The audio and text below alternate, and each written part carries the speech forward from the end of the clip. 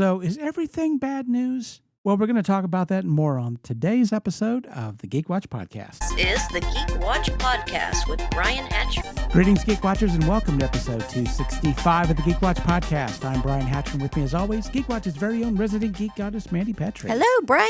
So, I know you haven't seen Supergirl yet. Nope. Even though I gave it such a glowing review, mostly. One of the few I joke about glowing review. We are going to talk about this today for a bit. But they just announced that it's going to be released digitally in about a week or two. Oh, that was fast. Yeah, understandably so. And there's a lot of debate as to whether or not that's a good idea. Obviously, it's going to kill the box office, but it's like what's left to kill because it didn't do so well before. And the second weekend, the box office dropped 75%. Oh. Which is a record, which makes it even worse because it's 75% of even less. They weren't that very high and weren't making that much money to begin with, and now 75% less. And that's understandable because if you were going to release a movie, this is not the time to really do it, especially if you got some hard hitters like the new Toy Story movie's out. You've got Minions and Monsters. You've got Spider-Man coming up very soon. There's a lot of things working against it. A lot of those things, of course, we talked about last week, but it's understandable that it dropped as much as it did with everything that's been going on. I did want to revisit Supergirl for a moment because we talked about a lot of stuff, but I didn't really go into how I felt about the movie. And I have to admit, part of that had to do with, especially with all the weird stuff going on and all the weird reviews and all the unfair things that were being said about it, and Millie Alcock, all the things that were being lobbed toward her unfairly, I didn't really feel comfortable doing a review about the film, especially because I can't give it like a 10 out of 10, 2 thumbs up, glowing review, because I just didn't feel that way about the movie. And I feel like maybe now I can talk about it a little more and be a little more objective, because honestly, there were some places where it did miss the mark. And I think where it did, these are some things that I think, generally speaking, movie studios need to look at more, because we're going to have this happen over and over again if they continue to do the same stuff that they're doing that I think really killed Supergirl, but is going to kill a whole bunch of other movies if they're not careful. And the big thing for me is this idea of making a movie by committee and trying to please everyone. And Supergirl was just eaten up with all of that. There were 8 different cuts of this film. They were continually doing test screening after test screening.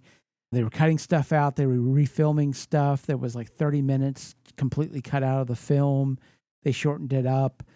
They didn't do any kind of after credit scene. They put Lobo in there, which Lobo, and of course Jason Momoa playing Lobo, is definitely fan service, fan favorite. And although a great part of the film, again, it's like he doesn't really serve the story. He's in the story to a degree. If you took him completely out, it doesn't really change anything. And I liked him being in the film, but the question there becomes, do you put him in there because of his popularity, or do you make him more involved in the story, or do you, as writers like to say, kill your darlings and maybe cut that out of there if it's not serving the story? And that's a hard decision to make. But we either needed Lobo to be more involved in the story, not taking over the story, but more involved in moving the story forward, or you just get rid of Lobo completely. Again, Lobo was sitting in that middle ground. It's, oh, look, it's Lobo. But that's about the extent of it. And that's a shame. So I think they should have used more of them or used none of them at all. Oh, okay. The other part, too, is I would say that the pacing just wasn't there. The pacing was very slow. Normally, in about the middle of a narrative in a movie, you want to have an escalation of stakes. You don't really have it. So she's fighting to save her dog at the beginning. She's continuing to save the dog at the end. And so you don't really have escalation. You don't have any complication of stakes. It doesn't necessarily become more complicated for her.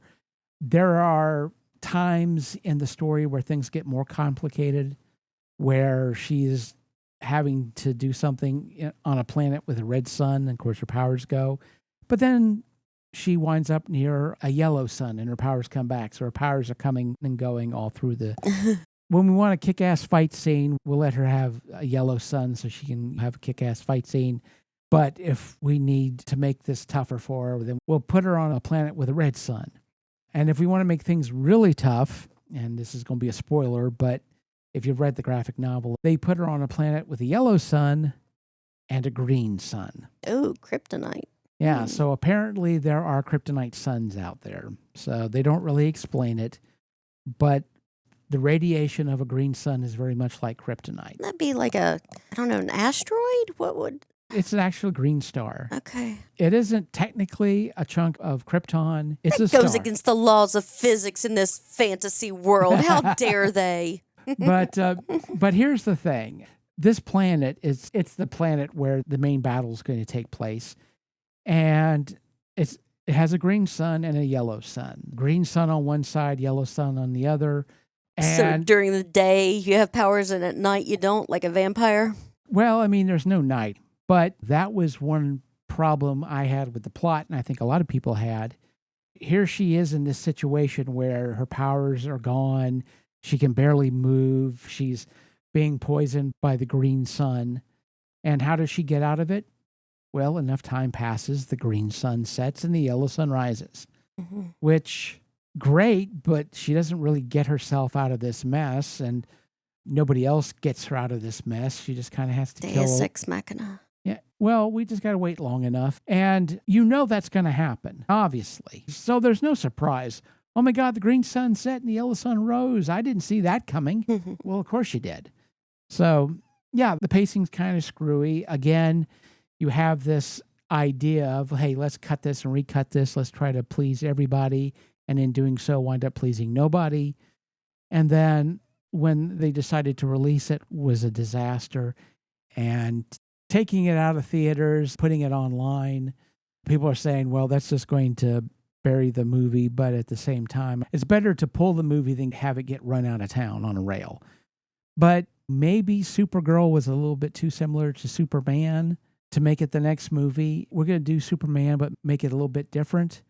Maybe they should have come out of the gate with something else and then maybe went back to Supergirl. And I've said this before, the worst place a movie can be is in that center place where it's not good, it's not bad, it's just kind of I didn't feel like I wasted my time watching the movie.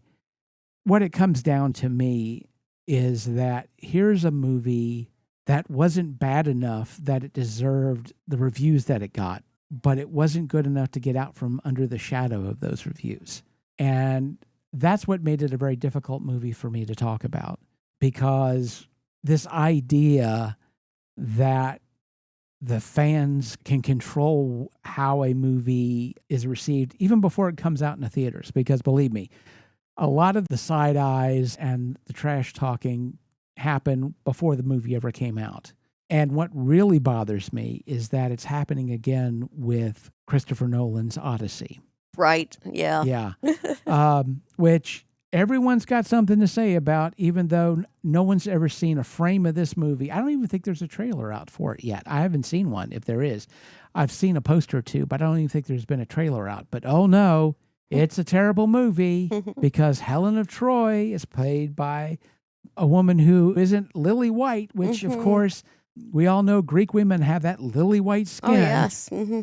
Yeah. But Lupita Nyong'o, the whole idea of her as somebody who nations would fight over, okay, I don't have a problem imagining that. Okay? Yeah.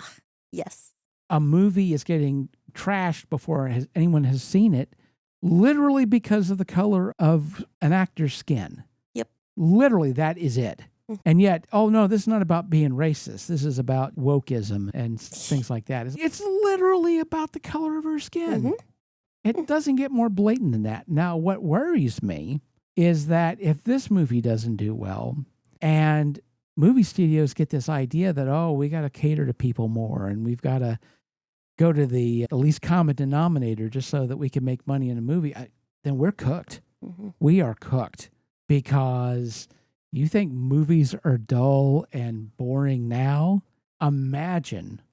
Just imagine what it's going to look like if studios get this idea that we can't really step out and do anything daring or original because it's going to cost us a crap load of money. Mm-hmm. At the end of the day, the movies that make bank, but also the movies that I remember, they're the ones that stepped out and did something different. Mm-hmm. Everything, everywhere, all at once. Mm-hmm. You look down that on paper, it's like, why the heck would you even? Right. It's too weird. It's too weird, but what a wonderful movie. It's an amazing film, but it's a film that takes some chances. And the irony of it to me is it's that looking back at that film, the biggest chance that it took was your lead was a non-white female.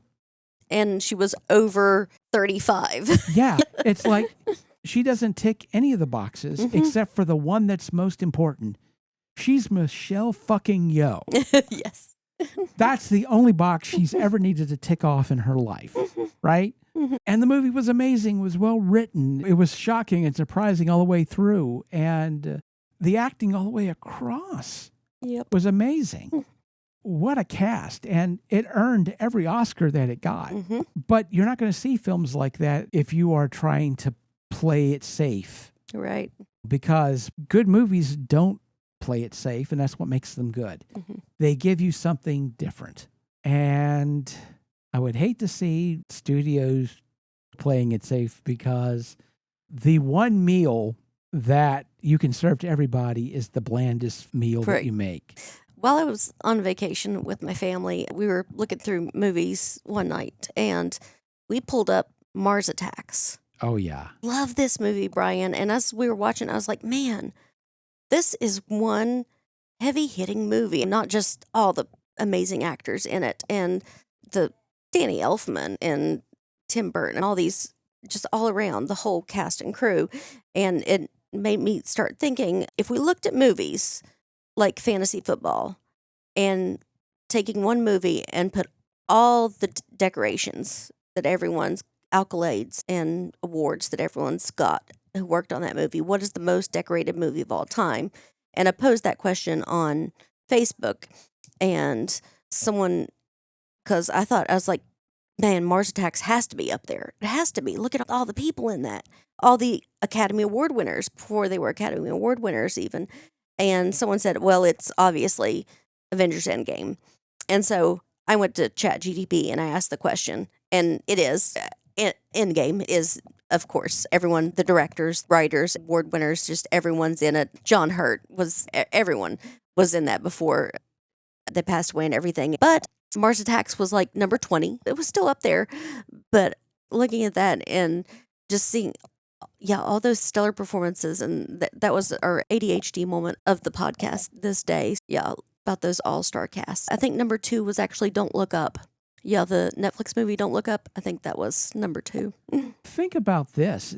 The all-star cast used to be a very popular genre of film, especially in comedies.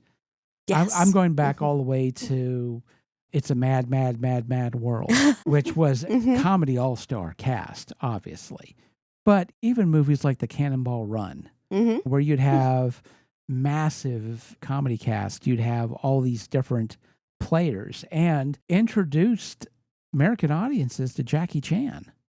Oh, okay. Yeah. Which he was in Cannonball Run, but then people kind of forgot about him. And the truth is, he didn't really become popular again to American audiences until Quentin Tarantino mentioned him.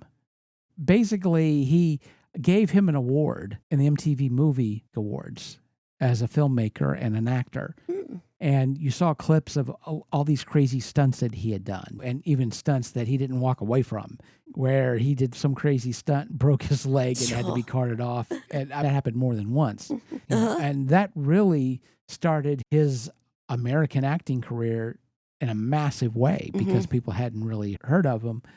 But the Ensemble movie has been a thing for a while. Clue. Oh, yes. There's been a lot of them.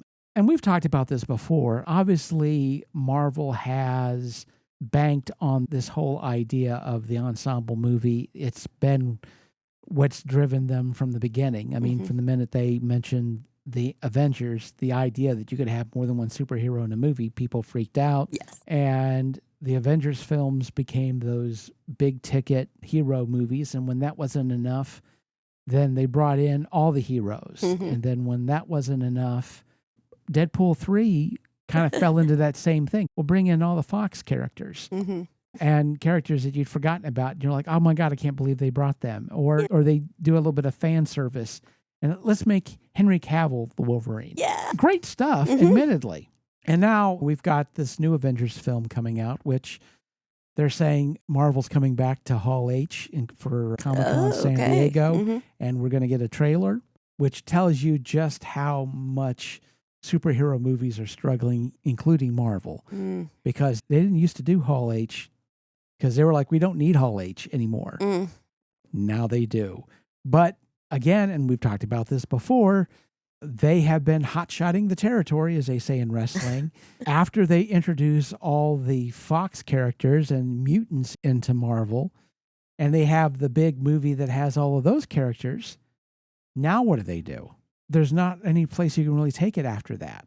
There aren't any more Marvel characters that you can just pull in. Oh my God, I never thought I would see them in this movie. I mean, that's it. So they need desperately to think of something else.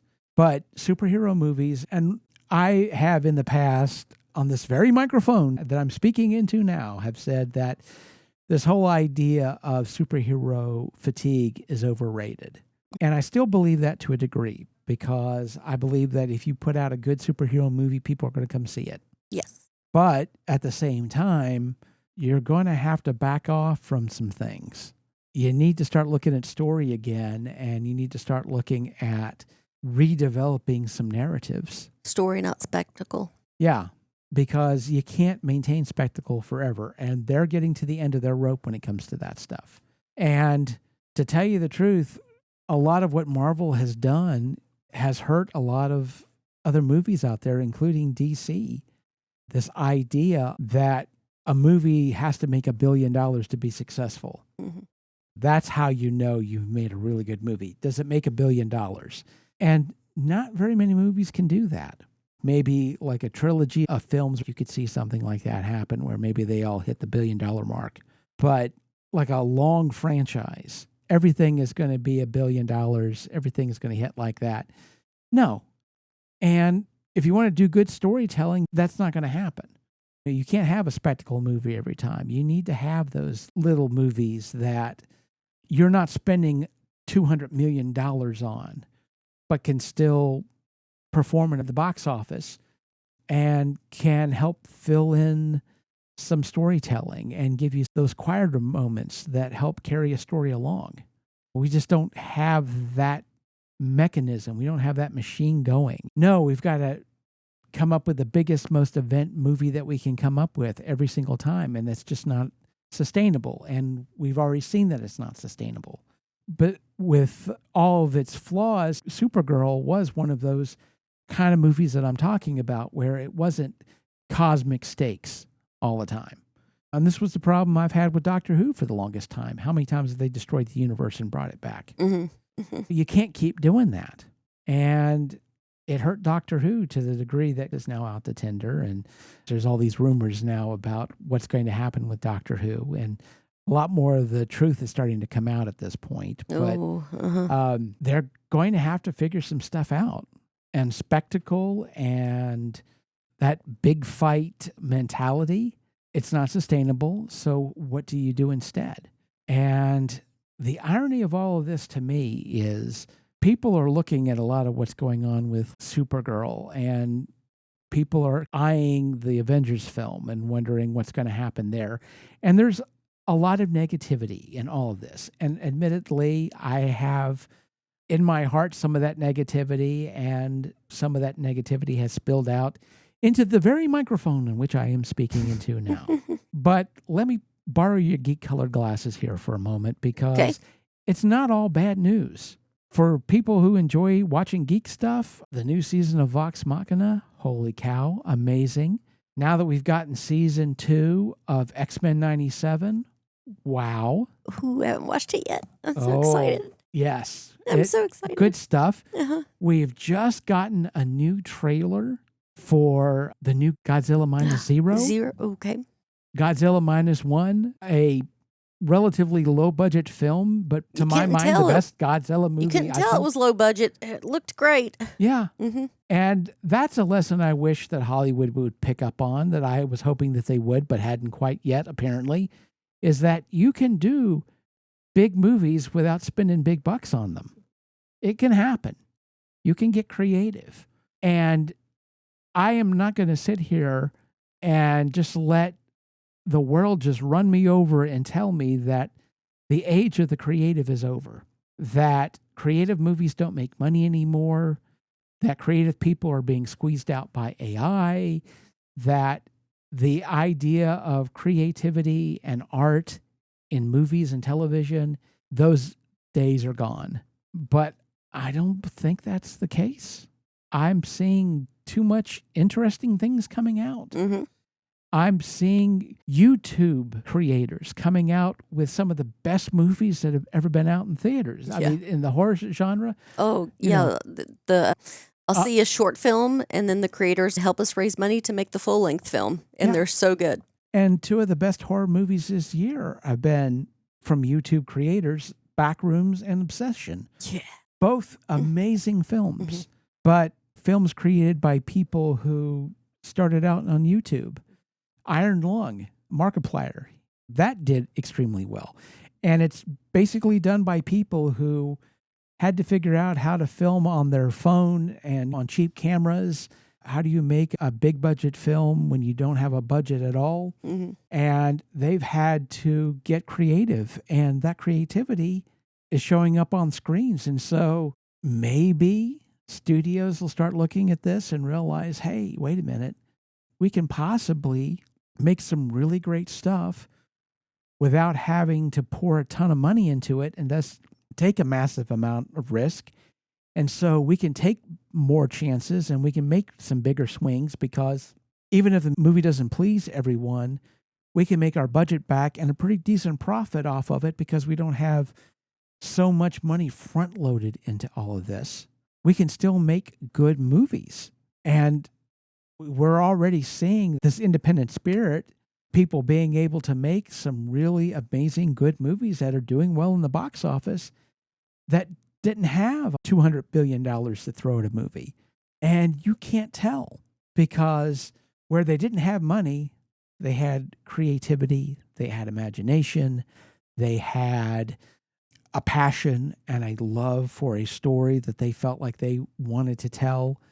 At the end of the day, it was about putting out the best, coolest movie that they could come up with and something that people would enjoy.